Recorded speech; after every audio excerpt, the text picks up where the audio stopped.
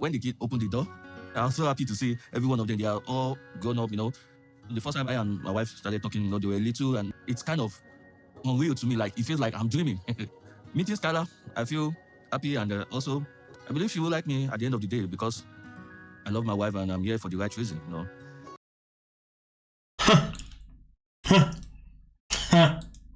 So here's the thing. I really dislike this scene. It didn't sit right with me because for 7 long years, Michael and Angela have been waiting for this visa, going back and forth with whether their relationship was hot or cold. But they've known for the most part that their relationship was not healthy, that the relationship was always going to come to an end. Well, at least Michael knew it. Angela, I guess, may have had some type of false hope. We really don't know. But either way, though, it's come to an end. And the reason why this scene bothered me so much is because in those 7 years, Michael has built somewhat of a relationship with his kids over video call. And that's why, of course, in this scene, the kids are very ecstatic to see him. Like, granted, they probably refilmed that scene so many times, but either way, though, they are ecstatic to see him, right? They see him as the man of the house, the man that's now coming to the house, the man that's now going to be given that father figure role or that uncle role or that grandpa role, whatever role it is. Either way, they were going to have some form of stability of having a male person in household, which obviously would represent their excitement. And also, again, he's built a connection with them throughout the 7 years. And it is absolutely disgusting and absolutely savage that for 7 long years you was building a relationship with somebody else's grandkids, somebody else's kids, knowing that you was not going to actually be with this person, that you was only going to come to America only because you wanted to come to America, and then once you got a chance to flee, you was going to flee. Whether he had that plan from day one, or he had that plan halfway through the 7 years, or he had that plan on the last month of the 7 years, it doesn't make a goddamn difference. Because either way, this is kids' lives being played with. Okay, this is trauma that's been added to. Now, Lord knows what trauma these kids have already been through anyway. You know what I mean? When it comes to however men that have maybe run through that freaking house, I don't know. But either way, though, would I want to be a part of that chain of men that have caused these problems for these kids to have these potential traumatic experiences? Hell to the no. But at the same time, Angela should have known better than to bring a man into a household that she knew her relationship with him was not solid, was not healthy, was not good. And this is why I am absolutely furious with both Angela and Michael. A part of me feels more furious with Michael, to be honest, because he knew what he was doing the whole time. You know what I mean? But either way, though, they are both wrong in this situation, because Angela knew that their relationship was on the rocks. She knew that their relationship was weak. Her daughter had been telling her for years that your relationship is not it. But no, never mind, though. We'll still bring you to the States and you will still meet the kids. And we'll still pretend to play happy family until you potentially just run away and leave us. And therefore, you're creating something called abandonment issues. Lord knows how many of these kids, or Lord knows if every single one of these kids already suffers with abandonment issues because men are coming in and out of the house and never sticking by. Now, I don't know the situation behind Skylar and her kids in terms of the fathers. I don't know if he's there, if he's not there, whatever. But either way, though, you can't tell me that this is healthy. And you think has the the grandma should have a better attitude towards it, but clearly not. But nonetheless, though, we'll move on to the next couple. E ele chamou ela de piriguete, ela jogou o drink na cara dele. What's she saying, Pat? She was just telling basically how you fought with her friends. John did all that, and he can't even apologize. John, Carlos said if you were sitting here, he'd smack you in the head. Get the heck out of here. I'm kidding. You know, let's talk about Thais now.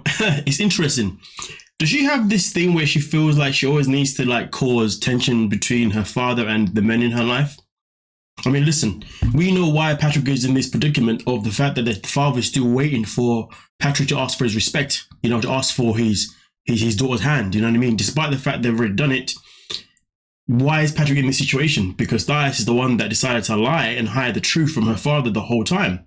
And when it comes to taking that accountability, well, it seems as if she's struggling to actually take that accountability and be honest with her father. Now, I would understand if she told her father the truth and he still said, well, as a man, he still should have come to me regardless. I would completely understand if that was the narrative of why he was still, you know, obviously upset about it, because at least you'd have the full picture. But he doesn't have the full picture. Point being is that we now fast forward and what benefit she has from telling her father about the conversation that John had with her friend. What's it got to do with her dad? John isn't the one that's your husband now, is he? He's not the father to your kids.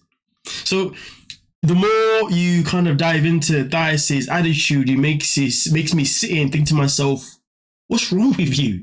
You know, now we know that her relationship with John isn't exactly the best, but her relationship with Patrick was the best because she actually wanted to be with him. So, not telling her father about Patrick didn't really make sense, even though it was based on her own relationship with her father, which again is a conversation that she needs to have with her father. But then to instigate something between her father and John, but why? Because you don't like him? But why? Is it necessary? Point being is at the end of the day, when it comes to the problems between Patrick and his brother and her family, who is the common denominator in the situation? Luckily though, things didn't go necessarily sour between John and her father. I forgot his name now. Carlos. Is it Carlos or is that Patrick's father? It's Carlos, yeah. Nonetheless though, luckily it didn't go bad, and obviously them two do continue to actually have quite somewhat of a interesting banter. And that's something that we're going to get into, but let's go. Aparentemente parece que o John tá tendo... Ele tá tendo mais coragem de aproximar comigo aqui pra conversar. Ele tá precisando só de se esforçar. So here obviously the father talks about how when it comes to Patrick, he's actually putting more effort to actually be around him, to be obviously close to him, to obviously have that kind of interaction. Because here's the thing, in this world, to be able to interact with people based on your body language, to be able to interact with people based on the language that comes out of your mouth, and also just, you know, having that aura around each other, that is a very key thing. So I can understand the father being like, when Patrick's next to me, he's not really next to me, you know? There's always this animosity. And to be fair, Patrick does really give off that vibe strongly. Now, obviously, John, we know John's a people person. We know John loves to talk. You know what I mean? He's got the talk of the gab. The gift of the gab, that's the phrase. Sorry, the gift of the gab.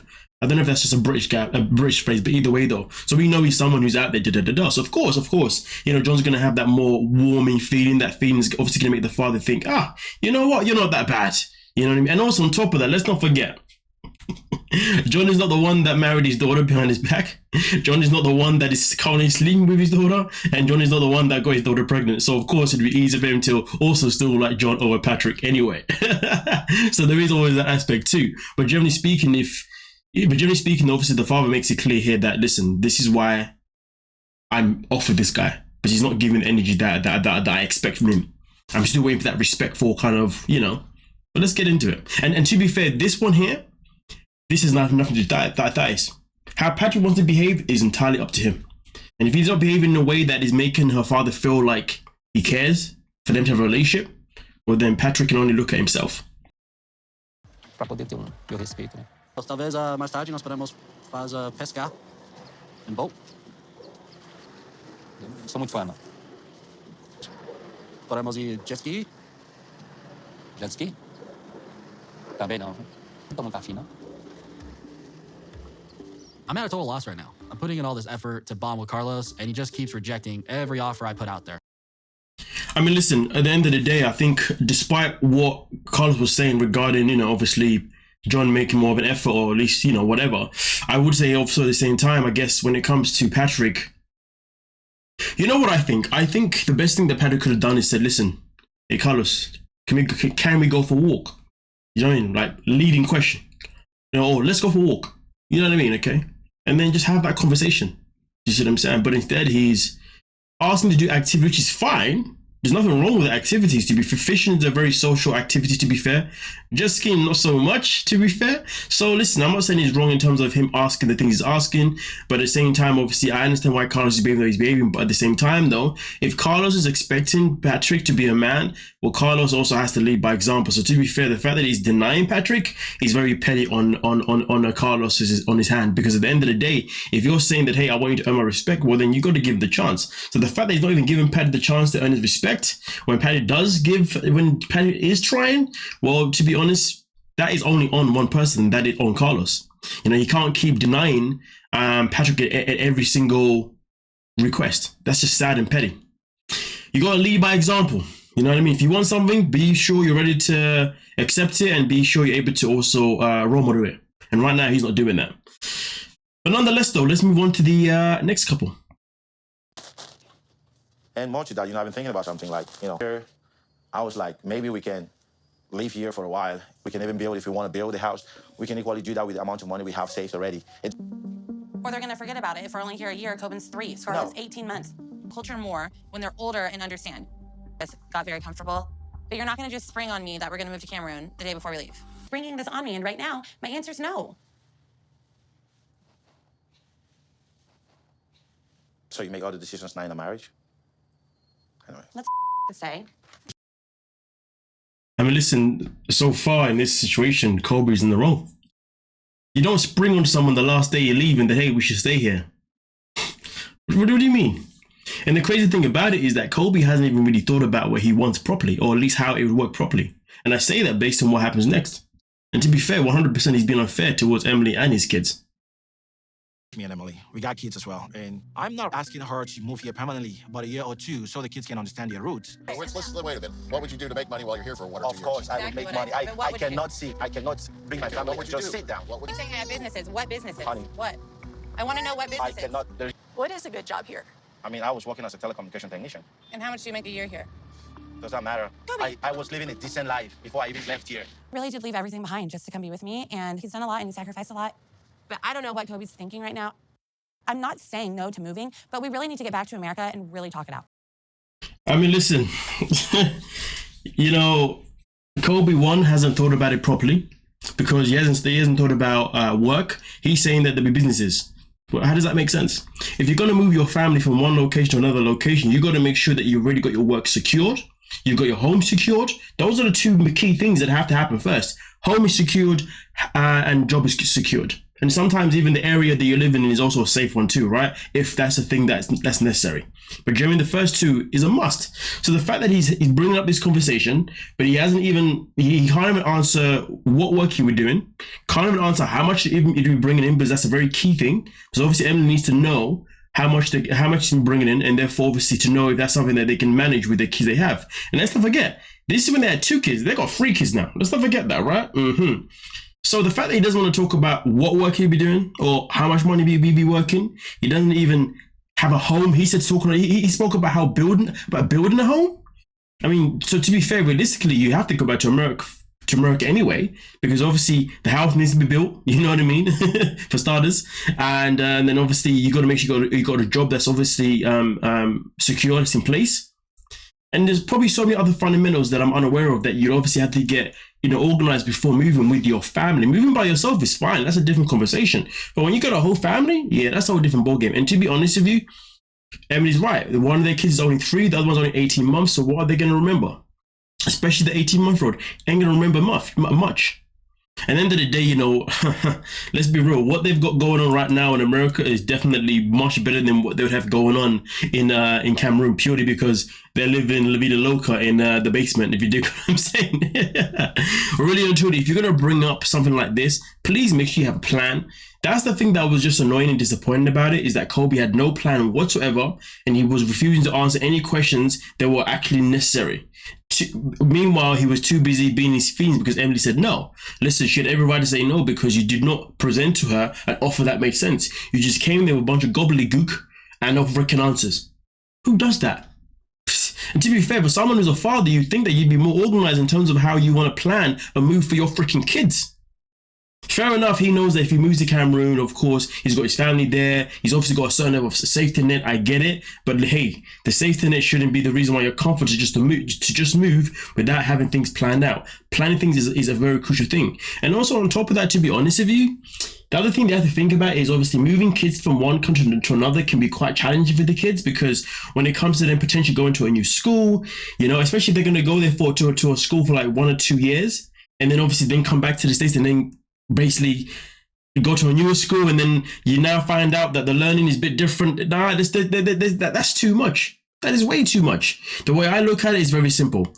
They should just stay where they are in the States, Kobe should still carry on working his job, whatever, you know, earn the money that he's making, whatever. And over the next few years of their kids growing up, just make sure you go to Cameroon maybe once a year or maybe once every 2 years. I don't know. It depends on obviously how much it costs. But at the same time, because he's got family there, really and truly getting accommodation shouldn't be that hard, nor should it be expensive, especially with the currency exchange as well. So to be fair, going back home at least once a year shouldn't be an issue with the kids, because that's how the kids will still be connected with their roots anyway, because at least it'll be fresh in their mind that, hey, every year we always go to Cameroon, and when I go to Cameroon, I get to spend time with Nan and Granddad, and also on top of that, I get to eat the food that's there. I get to obviously, you know, see how it's developing over there, all those things. The kids don't have to live there for 2 years anyway, or a year, realistically, right?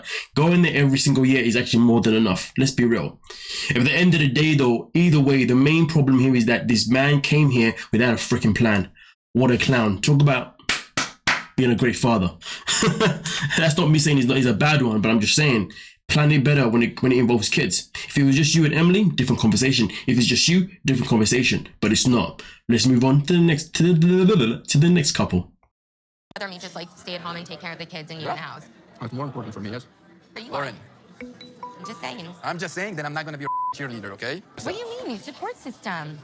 Any man in the world that respects himself and his manhood don't want his wife to tell him, come be my cheerleader. Your wife's cheerleader doesn't make you less of a man. That is going to be the most dumbest thing I've ever heard in my life. What? Why would you not want to be a great support system for your wife? Why would you not want to be a cheerleader for your wife? Why would you not want to motivate her to go and do what she wants to do in life? Unless it's something absolutely ridiculous, stupid, fair enough. I understand that to a certain degree, depending on what that ridiculous, stupid thing could be. But the reality is, all she's asking is like, hey, I want to go back to work, and I just want you to support me, and I just want you to be happy for me. That's it. That's not even a hard thing to even cheerlead. All you gotta say is, okay, yes, babe, you go do your thing, and we'll figure it out. That's it. Simple as that. At least allow her to try and pursue these dreams of her, or these ambitions of hers, rather than shut them down and then start talking about how no man would da. Wait, hold on a minute. Who the hell is he to talk about no man? You're not speaking for me, bro. If I got a woman, I wanted to go out there and win. I wanted to go out there and achieve. I want to push her. Because me pushing her pushes me. And then while I'm pushing her, she's pushing me back. You know what I'm saying? All my team. Now, of course, that is, you know, subjected due to obviously what type of relationship that you like to have, of course, with your person. But this whole thing about not wanting to be a cheerleader for your woman, that is crazy. So what happens if one of their kids say, hey, dad, so I want to be this, but you don't like the thing, and you're going to say, no, you can't be it because I don't like it? You have to be things that I like? I'll tell you this now, that's how my mom was, you know what I mean? Like, I'd be like, hey, mom, I want to do this. Why? Because it's what makes me happy, like, you know what I mean? No, that's not good enough. It doesn't pay enough. You need to do this instead.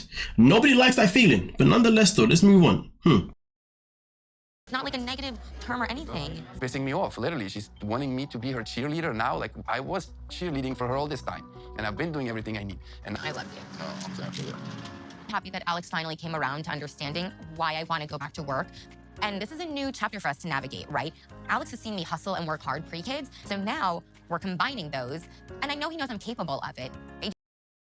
I mean, listen, I hope that he does work out. I hope that he sticks to his word, because let's be real, when it came to the surgery, obviously he wasn't for the surgery, which is understandable, but then he was like, listen, okay, babe, you can do the surgery and I'll do what I can to be here for you and for the kids. What happened? The surgery came, and because the recovery was taking longer than he anticipated, he started moaning and whining like a freaking baby. So to be honest, even when Lauren goes out there and goes on these adventures, who's to say that he won't still get annoyed anyway? Because let's be real, he's a man that expects his woman to be home, so therefore whenever he gets home, the dinner's always ready, and also the kids are always and the kids are already dressed, the kids are already been organized. In a nutshell, the vibe that I get from Alex is that he just doesn't care to actually be a father or to be a husband. He just wants to have a wife that's going to be the mother and to be the wife. Meanwhile, he's doing what? Just working. And don't get me wrong, working is a big thing, 100%. Providing is a big thing. But here's the thing though, just because you work and you're bringing money, it doesn't mean that your wife should only be the only parent or be a wife to you when you are failing to be a husband to her when she needs you to support her, and then you're moaning about being a father because she's taking too long to recover. I could care less whether Lauren was in the wrong for getting the surgery. The fact is though, when your kids are involved, it doesn't matter who's wrong and who's right. What matters is you're still putting those kids as a number one priority in your freaking mindset. You see what I'm saying? Not going to your woman and saying, oh, you're taking too long. Now I've had to do this with this child. Now I've got to do this with that child. What the hell is wrong with you? Then why have kids in the first place? Oh yeah, because you want Lauren to do all those things, right? Scumbag. Nonetheless though, that's just my opinion. With that being said, let's move on to the next couple. Ella una vez por mes, ¿qué pasó de mis hijos? Yo nunca hablar con ella, no me gusta hablando con ella molestarme, bla. No quiero decirte porque tú te molestas. We have to talk about that bit there. He's basically saying that the reason why I don't communicate is because I'm afraid of your reactions. You get angry too much, and therefore it makes me not want to open up. And you know what? That makes a lot of sense. And let's be real.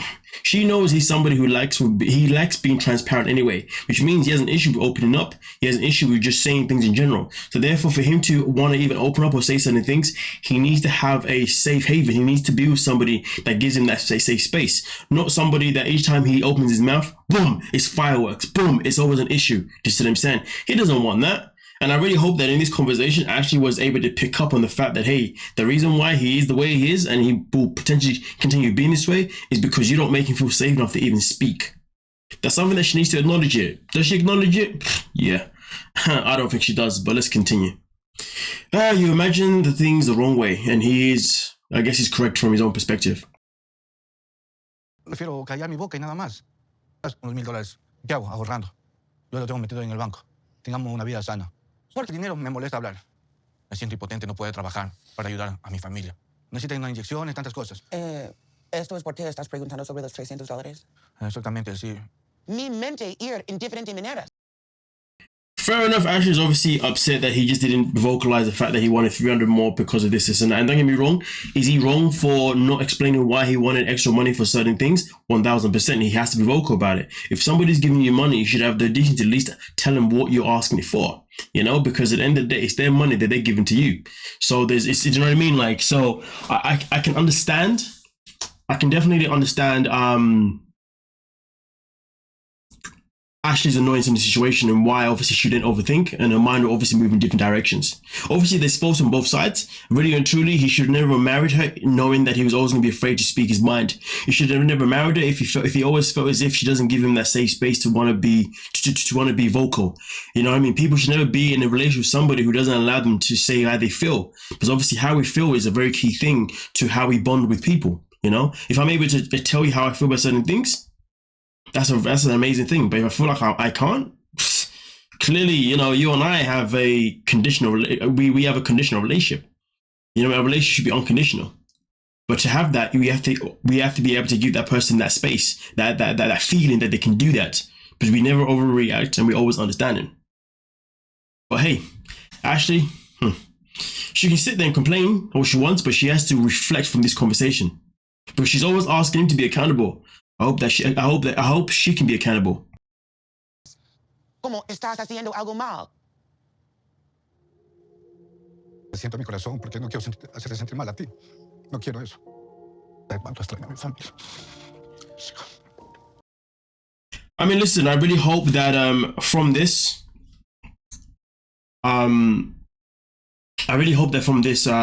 things can progress moving forward, you know, regarding their relationship. Because it's the first time we've seen these two actually have an open conversation for the very first time. And it was quite wholesome to see. Sad to see, but also wholesome to see. So I hope this is something that makes them both stronger moving forward. But for that to happen, accountability has to be taken on Ashley's side in terms of how she's put fear in this man's mind about speaking up, because he already has that fear anyway, because he already says that opening up is something that he's not good at. So for him to even get there, she needs to give him that space. But nonetheless, though, let me know your thoughts and let me know your opinions on the matter, and we can most certainly talk about it. But with that being said, let's move on to the next couple. I've been supporting you fully. I have not done anything bad to you, nothing mean to you. I didn't say you were ugly or you made me feel ugly. That you owe me an apology for all the things that you said to me, and when I have been doing nothing but supporting you.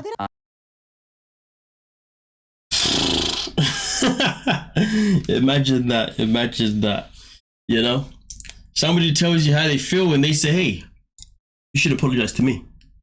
That exposes how unhealthy their relationship is. in terms of communication, mostly. Obviously other areas, but the fact that she's saying one thing and his response is, I don't give a damn about how you're feeling, I want an apology. There's a strong miscommunication that of course we've always known, but boy, this right here highlights it to a different level. I don't think that's fair to me. Do you remember why? Why I did what I did? Why don't you go ahead and explain the why? You said it so many times that I start to believe it. Made me doubt myself and the things that I do, and you said it so many times that I start to believe it. So obviously in this context here, Jasmine is talking about the fact that, you know, when it comes to just her appearance and the fact that obviously he doesn't want to be physical with her, whatnot, she's now starting to believe that this man just doesn't want her. The amount of time he says no whenever they want intimacy, it's making her feel unwanted. It's making her feel like, what the hell's my purpose? Why am I here? Why are we here? To have your attention. I'm so desperate, Gino, to have your attention, to have some sort of validation from you, like you married a man. To be honest with you, if you're ever going to be with a woman that seeks validation because she needs to know that you're attracted to her, you need to make sure that you're ready to be vocal at any means necessary. You know, generally speaking, for someone like her, she's somebody that lives off of words of affirmation. That would be, you know, probably her primary love language. And then her secondary love language would then be followed by potentially physical touch. And when I say physical touch, I don't mean in terms of the fact that she always wants to have intimacy. That's not what it means. It's just a matter of the fact is she wants him to always be telling her how amazing she is, but also at the same time, she wants him to always be touchy with her. Whether that be holding hands, giving cuddles, you know, all those things that will make her feel wanted, but both physically as also vocally. Do you see what I'm saying? Okay. And of course, when you combine the two, that is obviously what's going to make her want to be intimate even more. But here's the thing though, because he's not giving her that words affirmation side of things, nor is he even giving her the physical touch side of things, that is what's making her feel like, well, maybe the only validation I can get from him is by actually being intimate with him. But that he's not even giving her, because when it comes to love languages, generally speaking, when we're able to give our partner those first two, or at least the first one, at least those are the things that makes our partner want us more. Those are the things that make us want to actually sleep with each other. Do you see what I'm saying? And when we don't have those things, some people just shut down and say, I'm out. For some people, it makes them say, okay, maybe if we just do it, it'd be better. And this is why some people have like these relationships where they'll have like a high amount of intimacy, but yet the feelings never change or the action never changes or whatnot, because they're trying to really force something there. They're thinking, hopefully he's going to want me more. Hopefully she's going to, do you know what I mean? And that's obviously, that's not how it works, because obviously that's what then becomes toxic. You know what I mean? And Gino just doesn't grasp that. And obviously something I guess Jasmine has been trying to express, but at the same time though, let's not sit and pretend that Jasmine's a freaking saint, because she's not.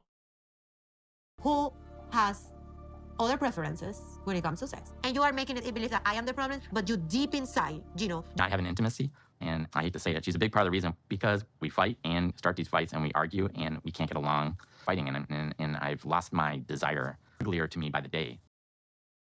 Personally, I'm calling absolute BS from Gino on this one. I mean, listen, I get it, you know, sometimes in life, in a relationship, if your partner is not behaving in a certain type of way, it can definitely make you feel like you don't want to be near that person. And yeah, they definitely do become ugly in your eyes, 100%. That is something that does happen for men. But here's the thing though, that happens for a certain type of man, okay? A man that values himself and knows himself 100%, if his woman isn't acting right, he's not going to want to be near her. Facts. But a man that does not value himself, a man that has low self-esteem, a man that doesn't really know who he is, right? Guess what? That's not going to affect him. A man like that, he's still going to want to take any opportunity to sleep with his woman at any given time. That man will be patient. He'll wait around for months to sleep with her, even if she says no to him so many times. Now, of course, in this situation, this is more about Gino saying no, but my point is this. I call BS because you cannot tell me that Gino is a man that knows himself, he knows his value. I ain't buying that. You know, I think at the end of the day, one or two things is happening here. It's either one, he's got a serious addiction. Maybe one of three things. He's got a serious addiction to online. You know what I'm saying? The PO. It's either that, and that's affected him obviously in the bedroom. There's a possibility, because obviously there's research based on that from my understanding. Or two, he's just not into women. That one could easily be the choice, you know?